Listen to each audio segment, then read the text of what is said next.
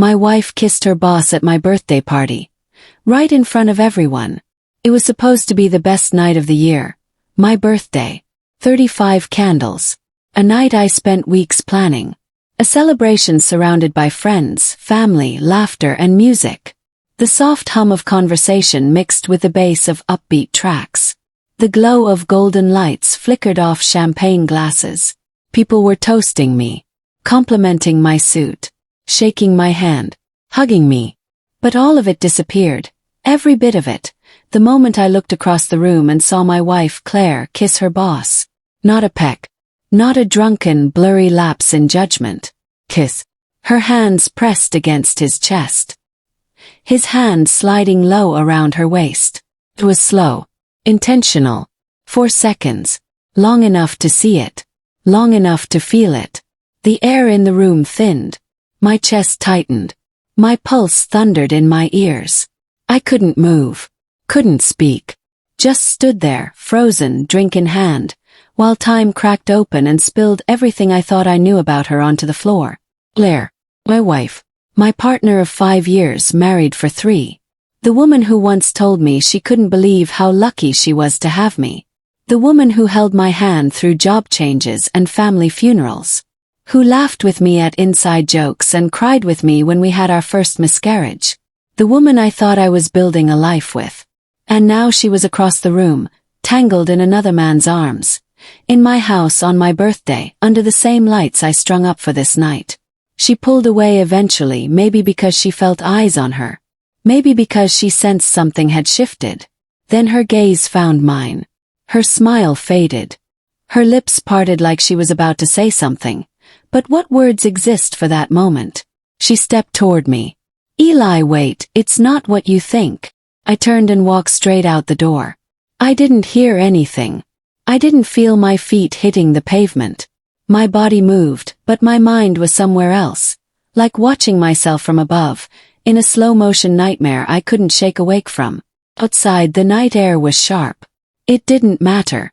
A few minutes later my best friend Jonah came out, concern on his face. Eli, what the hell happened? I couldn't speak. I just shook my head. The words hadn't formed yet. Claire didn't follow me immediately. No, she waited. 10 minutes passed. Maybe she had to make sure Mark left first. Maybe she needed to collect her excuses. When she did come outside, mascara streaked her face. Please, Eli, let me explain. I held up my hand. Don't lie to me. I saw it. She collapsed to her knees on the lawn, sobbing. It was nothing. I don't even know why I did it. That made it worse. If it was nothing, why do it in the middle of my birthday party? She had no answer. She came home around midnight. I was still in the living room, sitting in the dark, staring at the wall like it might give me answers. She tried to speak, but I just sat there. Eli, please don't shut me out. I made a mistake, just one mistake. It didn't mean anything. I turned to her. You destroyed me. She cried harder. Said she'd had a couple drinks.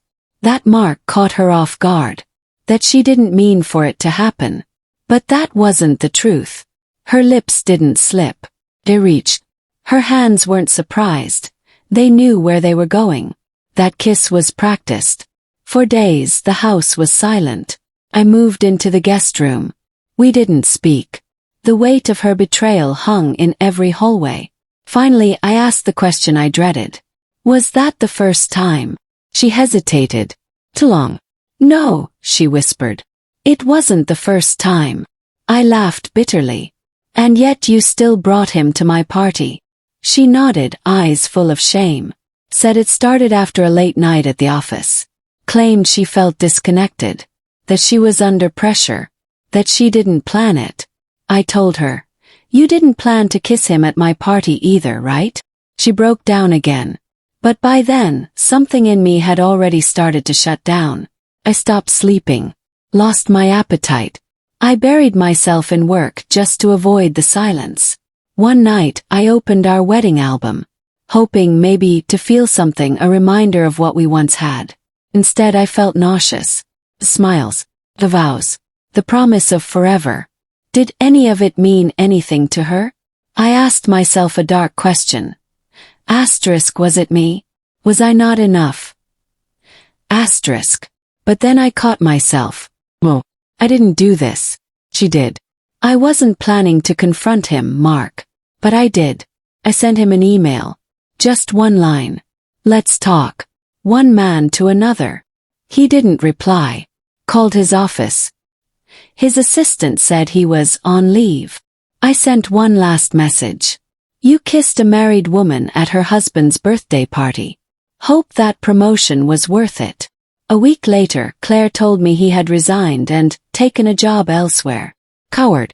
She begged me to go to therapy. Said she'd quit her job. Offered to delete her social media, change her number, move cities. Anything to make it right. But trust isn't rebuilt with bullet points. It's not a spreadsheet or checklist. You want to fix this, I said.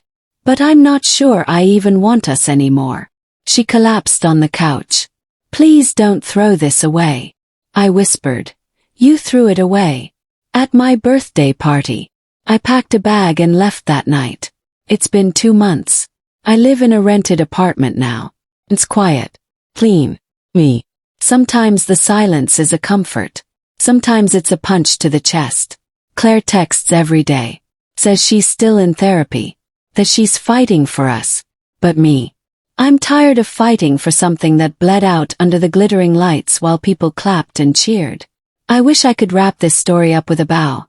Say I forgave her or took revenge or moved on completely. But truth isn't always neat. Sometimes love isn't enough.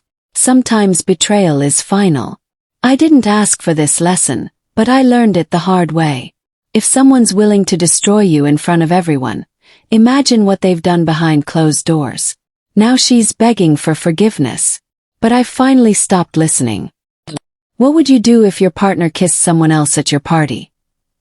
Asterisk asterisk. Can trust ever be rebuilt? Let's talk in the comments. Your voice matters. Asterisk asterisk.